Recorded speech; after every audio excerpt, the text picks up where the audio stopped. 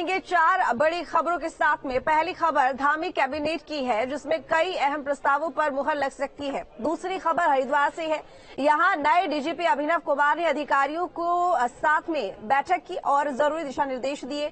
और तीसरी खबर रामनगर से है, यहां 2 पक्षों में मामूली बात पर विवाद हो गया, जिसके बाद अराजक तत्वों ने आगजनी की। फिलहाल पुलिस ने 3 लोगों को गिरफ्तार कर लिया है। चौथी खबर टिहरी से है, जहां पर ट्रक खाई में गिर गया, मुश्किल से चालक को एसडीआरएफ ने रेस्क्यू कर बचाया।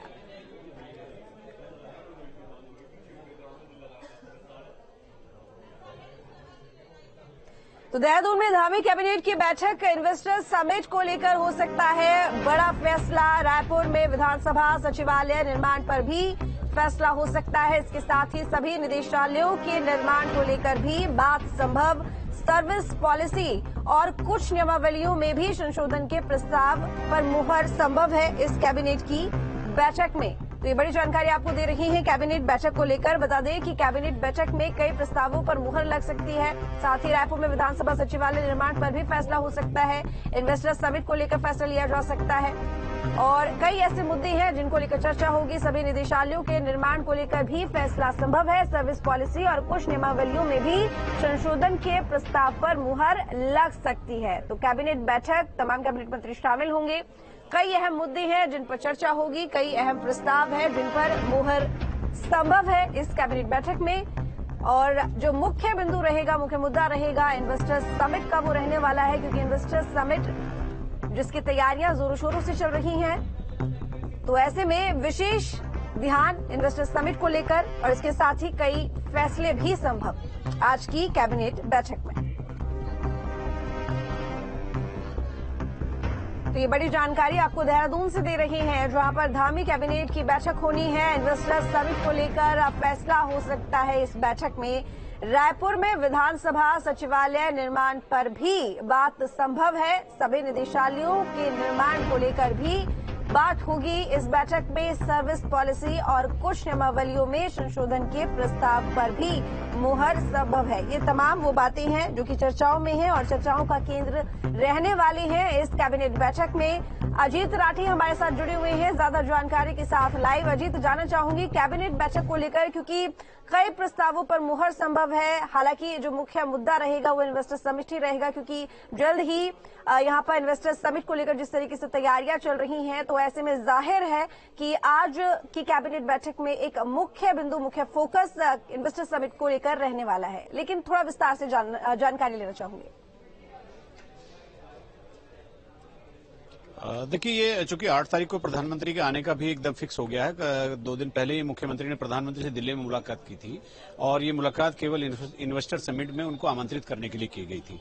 तो 8 तारीख को प्रधानमंत्री आ रहे हैं। इन्वेस्टर समिट की तैयारियां जोरों पर हैं और चूंकि आप जानते हैं कि 2 लाख करोड़ से ज्यादा के एमओयू साइन हो चुके हैं।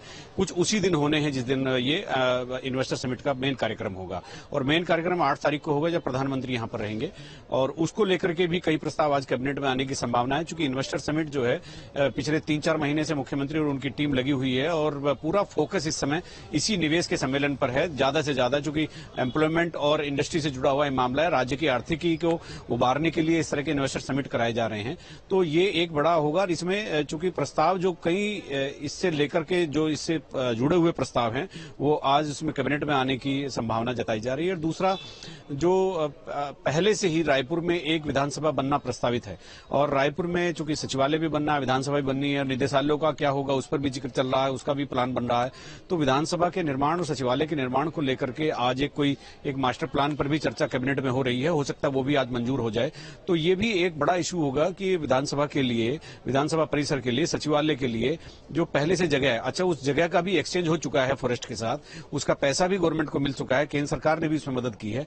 तो उसको लेकर के एक मास्टर प्लान बनेगा कि किस तरह से क्या डिजाइन उसका होगा, क्या लेआउट होगा।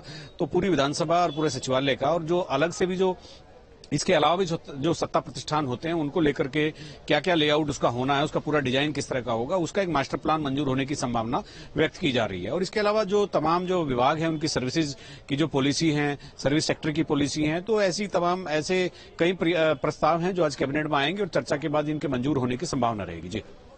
बिल्कुल अजीत, लेकिन इसके साथ ही क्योंकि देखिए जाहिर है कि कई मुख्य मुद्दे हैं, जैसे कि आपने बताया, यहाँ पर पॉलिसीज की बात कर ली जाए या इन्वेस्टर समिट की बात कर ली जाए, इसके साथ ही विधानसभा को लेकर जो कार्यप्रणाली है उसको लेकर बातचीत होगी, लेकिन एक यूनिफॉर्म सिविल कोड का जो मुद्दा है वो भी अपने आप में रफ्तार पकड़े हुए है। क्या उसको लेकर किसी तरह की बातचीत हो सकती है आज की बैठक में? यूनिफॉर्म सिविल कोड का अभी तो चूंकि इसलिए भी आज संभावना थोड़ी क्या बहुत ही कम है, क्योंकि वो अभी यूसीसी की जो एक्सपर्ट कमेटी है उन्होंने भी सरकार को अपनी रिपोर्ट सबमिट नहीं की है। तो रिपोर्ट आएगी, फिर उसका विधिक परीक्षण के बाद ही कैबिनेट में रखा जा सकेगा। तो अभी यूसीसी का प्रस्ताव आज होगा, ऐसी संभावना बहुत ही कम है और नहीं के बराबर है। और बाकी जो बड़े जो मामले हैं, एक इन्वेस्टर समिट से जुड़े हुए जो प्रस्ताव होंगे वो, और जो विधानसभा और अलग से जो राज्य सचिवालय बनेगा और जो अलग से सत्ता प्रतिष्ठान बनेंगे, तो वो उनको निर्माण को लेकर के एक मास्टर प्लान है। ये दो बड़े हो सकते हैं। और बाकी जो छोटी छोटी चीजें मैंने अभी आपको बताई, सर्विस सेक्टर से जुड़ी पॉलिसीज है, इंडस्ट्री से जुड़ी हुई पॉलिसीज है, तो बाकी कुछ ऐसी पॉलिसीज कैबिनेट बैठक शुरू होगी। कैबिनेट बैठक शुरू हो चुकी है, अभी तो आधा पौना घंटा में या 1 घंटे बाद। अभी देखना यह है कि कितनी लंबी चलती है, उसके बाद ही ब्रीफिंग होगी और क्या क्या आज निर्णय लिए गए हैं, कुल कितने बिंदु होंगे। तो उसमें हर बार की तरह हो सकता है आज भी मुख्य सचिव इसको ब्रीफ करें, तो तभी पता चलेगा कि आज क्या क्या प्रस्ताव। नजर बनाए रखिएगा। बहुत शुक्रिया आपका तमाम जानकारी।